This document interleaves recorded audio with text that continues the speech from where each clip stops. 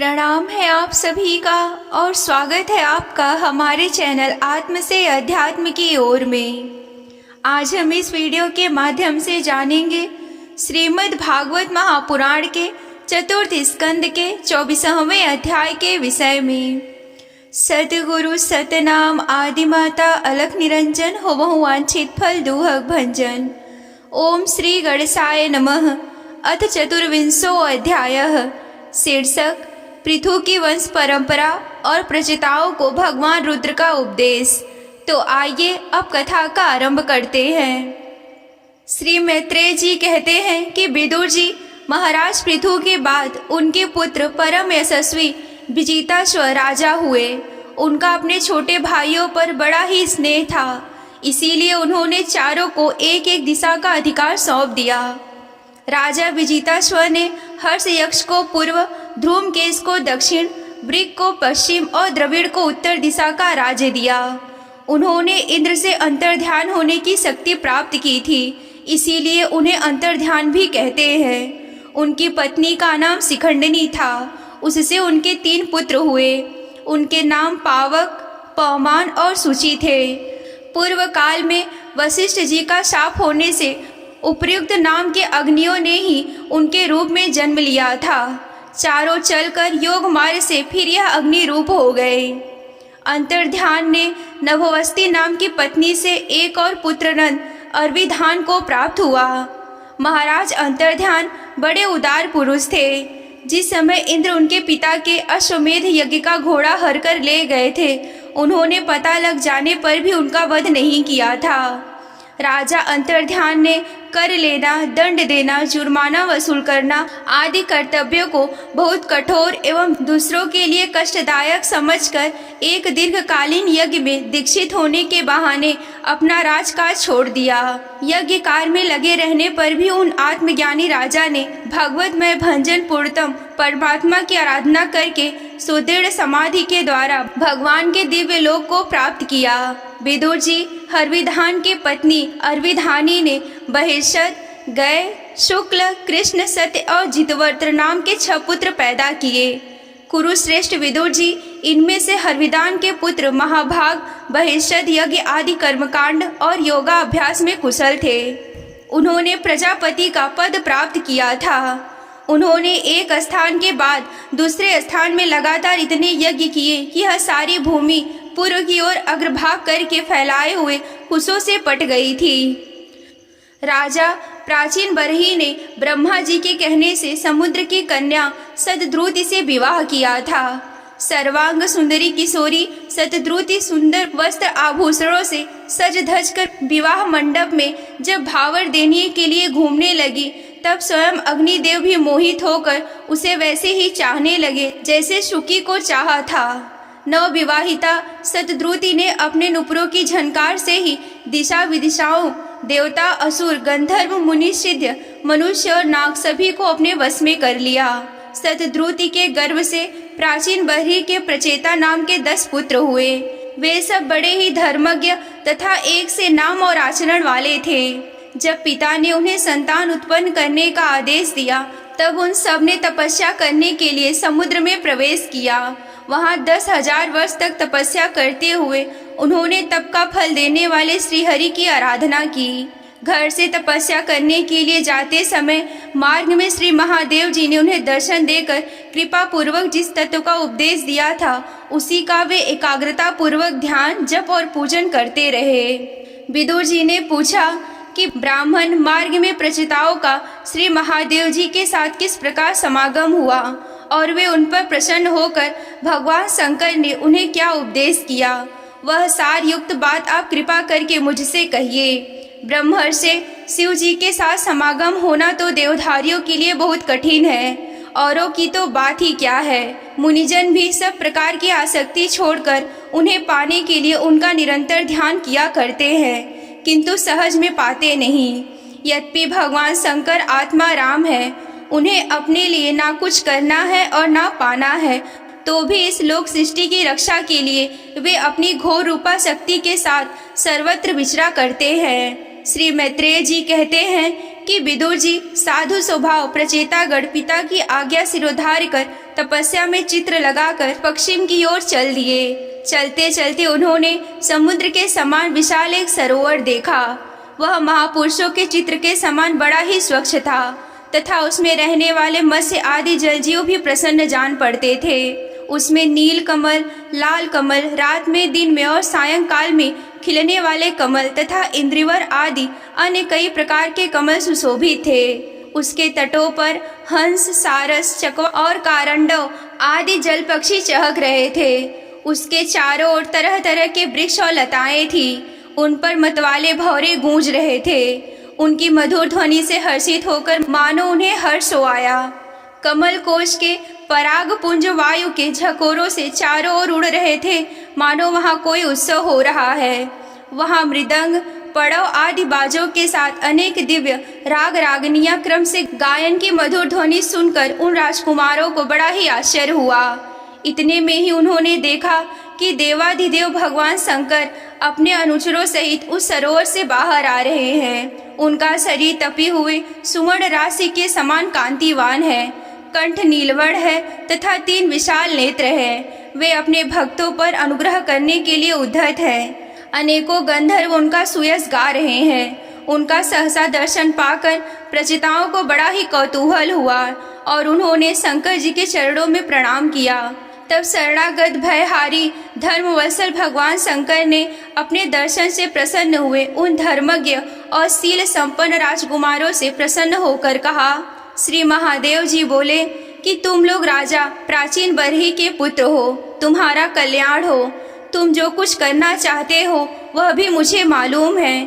इस समय तुम लोगों पर कृपा करने के लिए ही मैंने इस प्रकार से दर्शन दिया है। जो व्यक्ति अव्यक्त प्रकृति और जीव संज्ञ पुरुष है, इन दोनों के नियामक भगवान वासुदेव की साक्षात शरण लेता हूँ, वह मुझे परम प्रिय है। अपने वर्णाश्रम धर्म का भली भांति पालन करने वाला पुरुष 100 जन्म के बाद ब्रह्मा के पद को प्राप्त होता है और इससे भी अधिक पुण्य होने पर वह मुझे प्राप्त होता है। परंतु जो भगवान का अनन्य भक्त है वो तो मृत्यु के बाद ही सीधे भगवान विष्णु के उस सर्व प्रपंचातीत परम पद को प्राप्त हो जाता है, जिसे रुद्र रूप में स्थित मैं तथा अन्य अधिकारिक देवता अपने अपने अधिकार की समाप्ति के बाद प्राप्त करेंगे। तुम लोग भगवत उक्त होने के नाते मुझे भगवान के समान ही प्यारे हो। इस प्रकार भगवान के भक्तों को भी मुझसे बढ़कर और कोई कभी प्रिय नहीं होता। अब मैं तुम्हें एक बड़ा ही पवित्र, मंगल और कल्याणकारी स्रोत सुनाता हूँ। इसका तुम लोग शुद्ध भाव से जप करना। श्री मैत्रेय जी कहते हैं, तब नारायण परायण करुणाद्र हृदय भगवान शिव ने अपने सामने हाथ जोड़े खड़े हुए राजपुत्रों को यह स्रोत सुनाया। भगवान रुद्र स्तुति करने लगे। भगवान, आपका उत्कर्ष उच्च कोटि के आत्मज्ञानियों के कल्याण के लिए, निजानंद लाभ के लिए है, उससे मेरा भी कल्याण हो। आप सर्वदा अपने निरतिशय परमानंद स्वरूप में ही स्थित रहते हैं। ऐसे सर्वात्मक आत्मा स्वरूप आपको नमस्कार है। आप पद्मनाभ हैं, भूत सूक्ष्म हैं और इंद्रियों के नियंता, शांत एकरस और स्वयं प्रकाश वासुदेव भी आप ही हैं। आपको नमस्कार है। आप ही सूक्ष्म, अनंत और मुखाग्नि के द्वारा संपूर्ण लोकों का संहार करने वाले अहंकार के अधिष्ठाता संकर्षण तथा जगत के प्रकृष्ट ज्ञान के उद्गम स्थान बुद्धि के अधिष्ठाता प्रद्युम्न है। आपको नमस्कार है। आप ही इंद्रियों के स्वामी, मनस्तत्व के अधिष्ठाता भगवान अनिरुद्ध हैं। आपको बारंबार नमस्कार है। आप अपने तेज से जगत को व्याप्त करने वाले सूर्यदेव हैं। पूर्ण होने के कारण आप में वृद्धि और क्षय नहीं होता। आपको नमस्कार है। आप स्वर्ग और मोक्ष के द्वार तथा निरंतर पवित्र हृदय में रहने वाले हैं। आपको नमस्कार है। आप ही सुवर्ण रूपी वीर से युक्त और चतुर्होर्त कर्म के साधन तथा विस्तार करने वाले अग्निदेव हैं। आपको नमस्कार है। आप पितर और देवताओं के पोषक सोम हैं तथा तीनों वेदों के अधिष्ठाता हैं। हम आपको नमस्कार करते हैं। आप ही समस्त प्राणियों को तृप्त करने वाले सर्वरस रूप हैं। आपको नमस्कार है। आप समस्त प्राणियों के देह, पृथ्वी और विराट स्वरूप हैं तथा त्रिलोकी की रक्षा करने वाले मानसिक, इंद्रियक और शारीरिक शक्ति स्वरूप वायु हैं। आपको नमस्कार है। आप ही अपने गुण शब्द के द्वारा समस्त पदार्थों का ज्ञान कराने वाले तथा बाहर भीतर का भेद करने वाले आकाश हैं तथा आप ही महान पुण्यों से प्राप्त होने वाले परम तेजोमय स्वर्ग वैकुंठ आदि लोक हैं। आपको पुनः पुनः नमस्कार है। आप पितृलोक की प्राप्ति कराने वाले प्रवृत्ति कर्म रूप और देवलोक की प्राप्ति के साधन निवृत्त कर्म रूप हैं तथा आप ही अधर्म के फलस्वरूप दुखदायक मृत्यु है। आपको नमस्कार है। नाथ, आप ही पुराण पुरुष तथा सांख्य और योग के अधीश्वर भगवान श्री कृष्ण हैं। आप सब प्रकार की कामनाओं की पूर्ति के कारण साक्षात मंत्र मूर्ति और भगवान धर्म स्वरूप हैं। आपकी ज्ञान शक्ति किसी भी प्रकार कुंठित न होने वाली है। आपको नमस्कार है, नमस्कार है। आप ही कर्ता, कारण और कर्म तीनों शक्तियों के एकमात्र आश्रय हैं। आप ही अहंकार के अधिष्ठाता रुद्र हैं। आप ही ज्ञान और क्रिया स्वरूप है तथा आपसे ही परा, पश्यंती, मध्यमा और वैरखी चार प्रकार की वाणी की अभिव्यक्ति होती है। आपको नमस्कार है। प्रभु, हमें आपके दर्शनों की अभिलाषा है, अतः आपके भक्तजन जिसका पूजन करते हैं और जो आपके निजनों को अत्यंत प्रिय है, अपने उस अनूप रूप की आप हमें झांकी कराइए। आपका वह रूप अपने गुणों से समस्त इंद्रियों को तृप्त करने वाला है। वह वर्षाकालीन मेघ के समान श्याम और संपूर्ण सौंदर्यों का सार सर्वस्व है। सुंदर चार विशाल भुजाएं, महामनोहर मुखारबिंद, कमल दल के समान नेत्र, सुंदर भौवें, सुघड़ नासिका, मनमोहनी दंतपंती, अमोल कपोल युक्त मनोहर मुखमंडल और शोभाशाली समान कर्ण युगल है। कीर्तिपूर्ण उन्मुक्त हास्य, तिरछी चितवन, काली काली घुंघराए अलके, कमल कुसुम की केसर के समान फहरता हुआ पीताम्बर, झिलमिलाते हुए कुंडल, चमचमाते हुए मुकुट, कंगन, हार, नुपुर और मेखला आदि विचित्र आभूषण तथा शंख, चक्र, गदा, पद्य, वनमाला और कौस्तुभ मणि के कारण उसकी अपूर्व शोभा है। उसके सिंह के समान स्थूल कंधे हैं जिन पर हार, केयूर एवं कुंडल आदि की कांति झिलमिलाती रहती है तथा कौस्तुभ मणि की कांति से सुशोभित मनोहर ग्रीवा है। उसका श्यामल वक्षस्थल श्रीवत्स चिन्ह के रूप में लक्ष्मी जी का नित्य निवास होने के कारण कसौटी के शोभा को भी मात करता है। उसका त्रिवली से सुशोभित पीपल के पत्ते के समान सुडौल उदर श्वास के आने जाने से हिलता हुआ बड़ा ही मनोहर जान पड़ता है।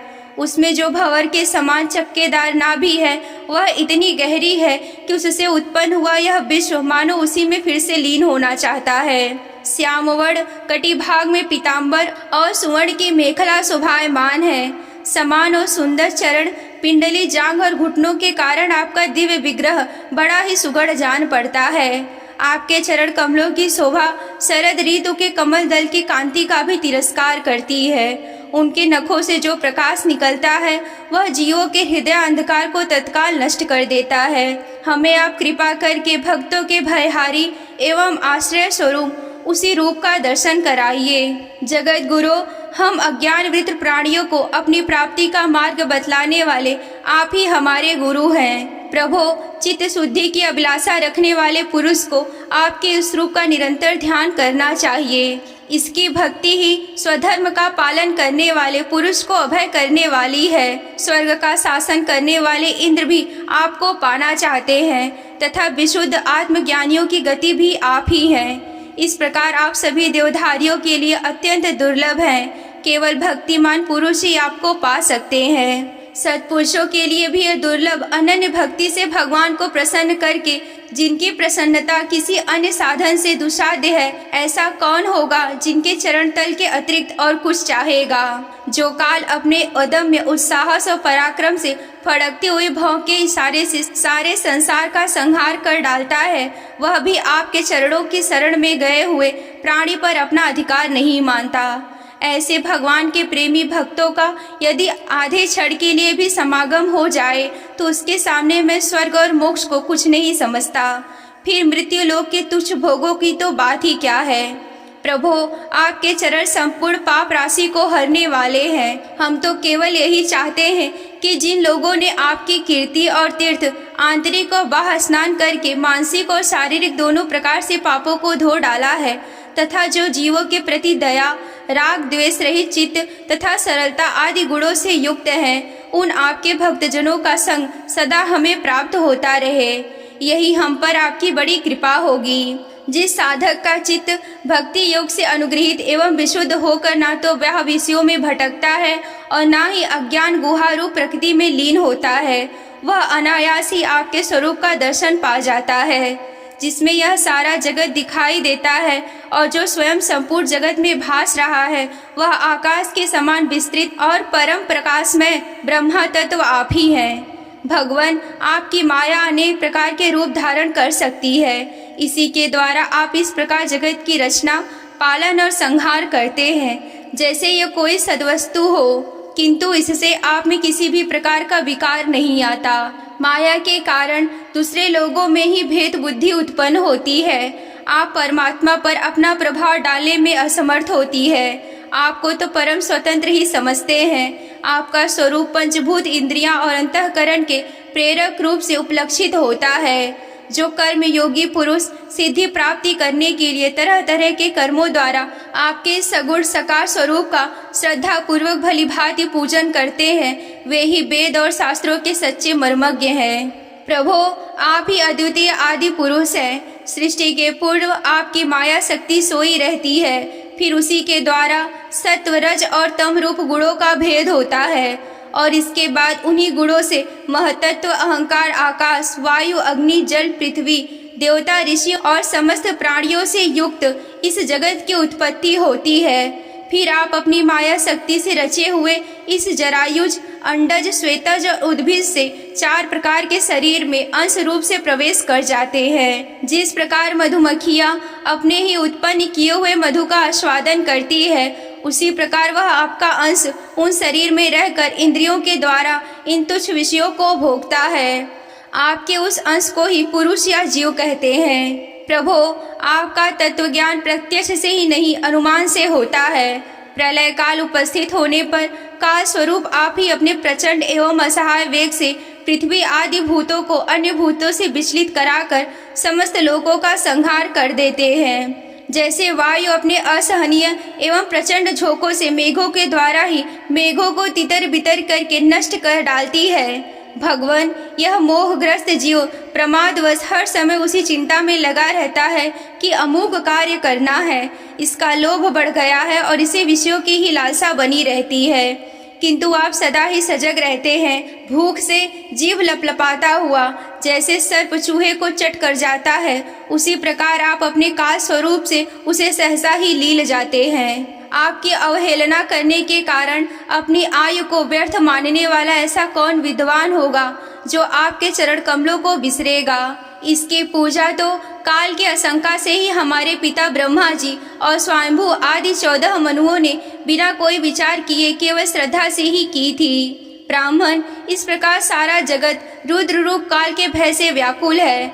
अतः परमात्मा इस तत्व को जानने वाले हम लोगों के तो इस समय आप ही सर्वथा भय शून्य आश्रय हैं। राजकुमारों, तुम लोग विशुद्ध भाव से स्वधर्म का आचरण करते हुए भगवान में चित्र लगाकर मेरे कहे हुए स्रोतों का जप करते रहो। भगवान तुम्हारा मंगल करेंगे। तुम लोग अपने अंतःकरण में स्थित सर्वभूतान अंतर्यामी भगवान श्री हरि का ही बार बार स्तवन और चिंतन करके पूजन करो। मैंने तुम्हें यह योगादेश नाम का स्रोत सुनाया है। तुम लोग इसे मन से धारण कर मुनिव्रत का आचरण करते हुए इसका एकाग्रता से आदर पूर्वक अभ्यास करो। यह स्रोत पूर्व काल में जगत विस्तार के इच्छुक प्रजापतियों के पति भगवान ब्रह्मा जी ने प्रजा उत्पन्न करने की इच्छा वाले हम भृगु आदि अपने पुत्रों को सुनाया था। जब हम प्रजापतियों का प्रजा विस्तार करने की आज्ञा हुई, तब इसी के द्वारा हमने अपना अज्ञान निवृत्त करके अनेक प्रकार की प्रजा उत्पन्न की थी। अब भी जो भगवत परायण पुरुष इसका एकाग्र चित्र से नित्य प्रति जप करेगा, उसका शीघ्र ही कल्याण हो जाएगा। इस लोक में सब प्रकार के कल्याण साधनों में मोक्षदायक ज्ञान ही सबसे श्रेष्ठ है। ज्ञान नौका पर चढ़ा हुआ पुरुष अनायास ही इस दुस्तर संसार सागर को पार कर लेता है। यद्यपि भगवान की आराधना बहुत कठिन है, किंतु मेरे कहे हुए इस स्रोत का जो श्रद्धा पूर्वक पाठ करेगा, वह सुगमता से ही उनकी प्रसन्नता प्राप्त कर लेगा। भगवान ही संपूर्ण कल्याण साधनों के एकमात्र प्यारे और प्रातप्य हैं। अतः मेरे गाए हुए स्रोत के गाने से उन्हें प्रसन्न करके वह स्थिर चित्त होकर उनसे जो कुछ चाहेगा वह प्राप्त कर लेगा। जो पुरुष उस काल में उठकर इसे श्रद्धा पूर्वक हाथ जोड़कर सुनता या सुनाता है वह सब प्रकार के कर्म बंधनों से मुक्त हो जाता है। राजकुमारों, मैंने तुम्हें यह परम पुरुष परमात्मा का स्रोत सुनाया है। इसे एकाग्र चित्त से जपते हुए तुम महान तपस्या करो।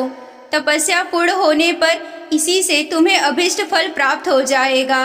यहीं पर श्रीमद् भागवत महापुराण के चतुर्थ स्कंद का 24वां अध्याय समाप्त होता है। अगर आप श्रीमद् भागवत महापुराण की कथा में रुचि रखते हैं और विस्तार पूर्वक वर्णन यूं ही सुनना चाहते हैं तो हमारे चैनल को सब्सक्राइब कर लें। ये अध्याय आप सभी को कैसा लगा हमें कमेंट करके बताएं।